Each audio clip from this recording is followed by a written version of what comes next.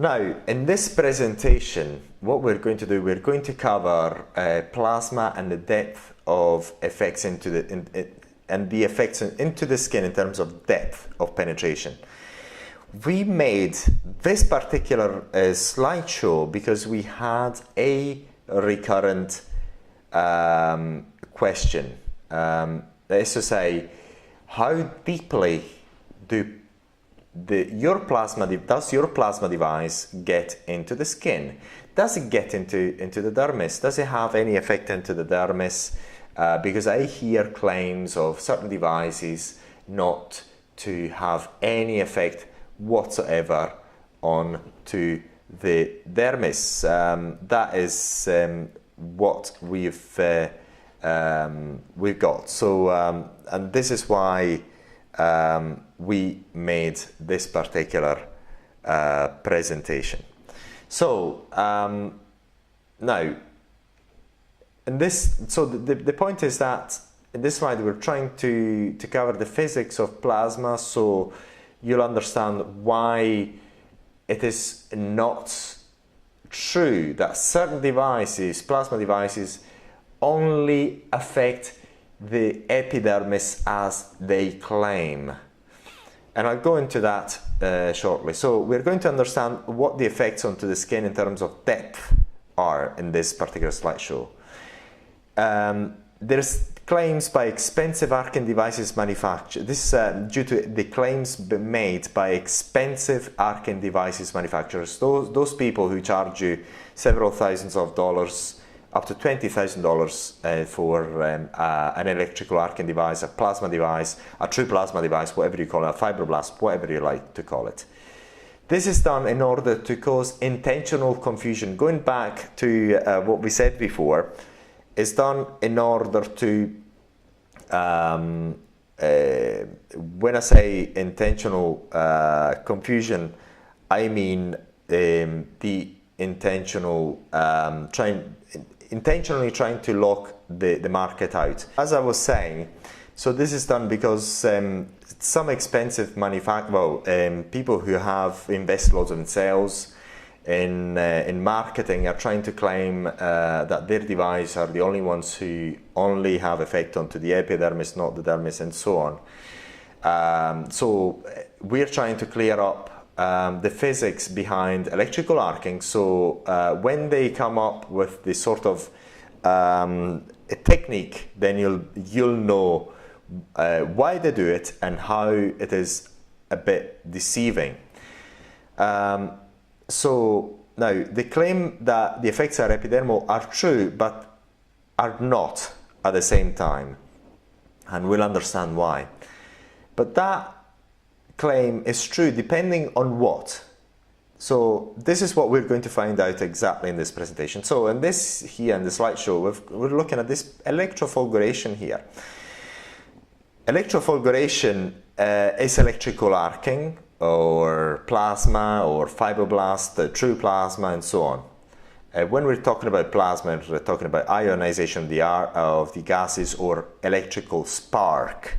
So once again, I'll repeat it again: electrical spark, plasma, fibroblast, electrofulguration, electrocoagulation are all pretty much the same physical phenomenon.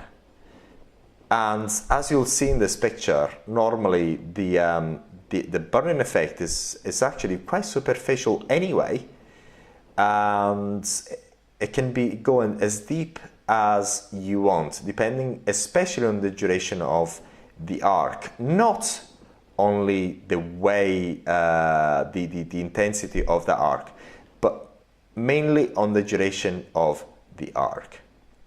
Now this is a classic cut of the skin. We've got the epidermis, upper dermis, dermis and hypodermis, and then the subcutaneous tissue. And basically with electrical arcing, any device, including the ones that are actually going for several thousands of dollars, including a big brand, supposedly big brand was out of the UK now, which is actually the one of the very nice guys, the plexer guys, they can actually go up to the subcutaneous tissue, because even if you used, say for example in that case, in that device, the plexer white, even if you use the lowest power setting and you keep burning on the same point, then you're going to go down and down and down and down and down and down up to the bone, if you wish. And we've made a video where we actually show that even by using very low power levels, you can go as deep as you want, and that's a matter of fact. So the claim is, and actually I quote what I do in this, what we've done in this slide, we're actually copied and paste. And I read, this is the claim from one of the most expensive devices on the market, the ones that have spent loads of money on marketing and so on. This beam generates heat. Now beam is referring to the arcing, the electrical arcing, generates heat, which is true, and causes sublimation. Sublimation is true because sublimation is a term that is that indicates that a solid gets into the air form without becoming a liquid, which is actually is true, because the tissue which is composed by carbon and water, the carbon becomes the carbon molecules becomes actually carbonized, which is black. They all become black, and the water becomes vapor immediately. And this is actually true, but instead of calling it carbonization, they call it sublimation, which is another word in order to actually say, I would say, to confuse, because obviously this is a word that which you do not actually see very often, so you just get a bit confused. So that's another marketing trick. Of the outermost part of the epidermis, outer layer of the skin, without damage to the surrounding or deeper structure of the skin. Now, without damage to the surrounding or deeper structure of the skin is true and not true. It's true if the duration of the arc is short enough, but it's not true if you keep the arc on the same point for long enough. Because if you keep it on for long enough, including the most expensive device, it's actually going to cause not only damage to the dermis, hypodermis, that subcutaneous tissue, and you can even reach the bone. So, and as a matter of fact, and has been proven, we actually got that device, by the way, and we can prove it not only with our device, the one that we bought in 2013, but with any of these devices that they sell for loads of money. In doing so, the tissue underneath, and this again is quite important that in this particular presentation, we're going to, I'm not actually going to see the parameter that is, I'm not going to mention the parameter that is not talked about, but we're going to find that at the end. In doing so, the tissue underneath is protected from the heat, whilst the surface of the skin contracts and heals in order to affect results. The English is not particularly good in here because it's been translated from Italian in this particular case, and quite badly so. This particular sentence, the tissue underneath is protected from the heat, maybe in tissue underneath, meaning what do you call it? The dermis. It's not particularly true, because if it were true, you wouldn't get any swelling, which you actually do after these treatments. So this is not true. Even if you use the arc for a very, very short period of time. That unfortunately is not exactly true in most cases. And then the skin contracts. Now this is a very important point, because as we've seen in other presentations, the skin does not contract. If you've watched the videos on what the mistakes are and so on, the skin is not a permanent contraction. What happens is that this skin loses hydration because there's decarbonization or sublimation in there. By losing that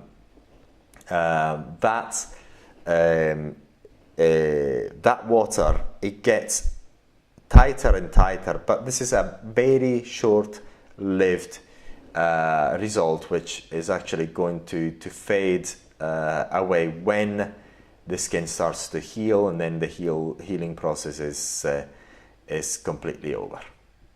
And then that's the funny thing. It's actually professors that actually written this. It's not as if actually professors doing it. So basically, in these things, you have the financial motives and sort of scientists back motivated by the financial motives are willing to write anything, even if it can be how can I put it, disputed in many ways and disproved. We've seen this slide before. It's just electrocoagulation or fulguration, electrical arc and electrical sparking. Once again, I'm repeating myself, fibroblast, whatever you want to call it, but the physics are the same. Now, the arc auto-extinguishes. Now, that's another unique selling point, which is actually not that unique. The arc auto-extinguishes when touching the skin. This is true and not true. It's true if the power setting of the device is quite low, and if you actually touch the skin. If you touch the skin with the power setting quite low, then the arc extinguishes, but the energy is still being injected onto the skin. If I actually try without using any lidocaine or anything, even if there's no arcing, it's actually very hot. It's painful. So it's not as if the device stops operating. It doesn't. It's just because the energy is not as high. The voltage is not as high, so the arc extinguishes. But as we will see, if the voltage is high enough, then even if you touch the skin, then or the tissue, the arc keeps going. So if you touch the skin using the tip of the device, the voltage will drop, and therefore, normally, if the voltage is low enough, the arc extinguishes, which is actually true, but it's not a unique selling point. Our device works in the same way at lowest power settings anyway. What happens in reality? In reality is that what we've seen there is that what happens from the physics point of view is that the voltage drops when you touch the skin and there's not any arc going on. So if you're able to keep the arc going when you okay, so then if you increase the voltage of the device or the power setting, then even if you touch the skin, very likely the arc is going to go on, and you can actually inflict a hole onto the skin, or you can remove moles or so and so on. Now, going back to the claim that it only operates onto the upper layer of the skin, on the epidermis, which we're actually going to talk about. This is actually not true and true at the same time. There is one neglected piece of information. This piece of information is likely to be neglected on purpose. What is it? What is this piece of information? This is a very interesting thing. I mean, if we were on a live seminar, then it'd be a quite interesting thing to ask. Obviously, the reason for missing this information is that this is a very competitive market, and companies and organizations are trying to find unique selling points. That's the thing, and they're competing against the electrical coagulation units have been around for so many years, since the 50s. So they're trying to find whatever they can. We've even seen these devices being used on egg in order to prove a point, which is thinking seriously. It's so funny what they actually come up with in order to try to claim that is unique. Then we do the same, and we can prove this. We haven't actually gone to that extent. We can do the same, but there's no point. Now, if you are in the UK, and you were in the UK in 2014, 15, up to not even 16, 2014, 2015, these devices were actually marketed to doctors only. What happened then? And they were actually sold for several thousands of pounds, maybe 15, then they dropped down to 10 plus VAT, and they dropped again and again and again up until now they're gone. Actually, the biggest brand is out of the UK at the moment, as far as we know. The Blixer is gone from the UK. So what happened is that it becomes a competitive market because it's actually not for doctors only by law, and then everyone has them. So basically, everyone has them, and those unique and patented devices are not in the market anymore. So plasma is mysteries. Again, what people are trying to do is really misleading, trying to confuse people. I wouldn't say misleading, because misleading is it's just borderline between misleading and confusing and confusion, because they cannot be misleading, otherwise they're gonna have troubles with the authorities. But they can be confusing, so there's some grey areas, so you get confused and hopefully you're going to get to buy their device. So, and this is why there's so many mysteries around plasma and so on, and this is why we're investing so much to make clarity, to make those mysteries not mysteries anymore, and clarify as much as possible. So that piece of information is the duration of the arc. Because you can actually have the lowest power setting that you want, but if you actually keep the duration of the arc for long enough, not only do you burn the epidermis, not only do you burn the upper part of the dermis, you will burn the hypodermis, you will burn the subcutaneous tissue. I'm just going to go back up. So you will burn the subcutaneous tissue, so you'll burn first this if you keep the arc on. Then you keep it on, and you just keep it going down, and you'll burn the upper part of the dermis. Then if you keep it on, you'll burn the hypodermis. And then if you keep it on, you'll burn the subcutaneous tissue. And then if you keep it on, you're going to reach the bone, muscles and bones, and you're just going to inflict very interesting injuries. So, and this is actually something that everyone ignores, because it does not matter how the unit is designed. The longer the arc is applied for, the deeper the ablation of the arc, period. That is an undisputed fact. The power of the arc is almost irrelevant if the duration of the arc is too long. So you can have a very low intensity arc, but if the duration is long enough, you can reach the bone. Full stop. And that is not as if I'm just saying it, that can be proven. Not once, many times, and consistently, with any devices, including those ones that actually claim that. Any arc, including the smallest, does get into the dermis or reaches the bone if applied for long enough. And again, this is another very nice slideshow which we put there, picture, because it's there. Because why are you confused about plasma, what they are, and so on? Why is plasma used instead of the word plasma is used instead of arcing, electrical arcing, or electrical spark, in order to market it, in order to package it. So and this is sort of the packaging that we get. So you think about solar wind, which is actually true. It's not as if it's actually a lie, but it's the embellishment.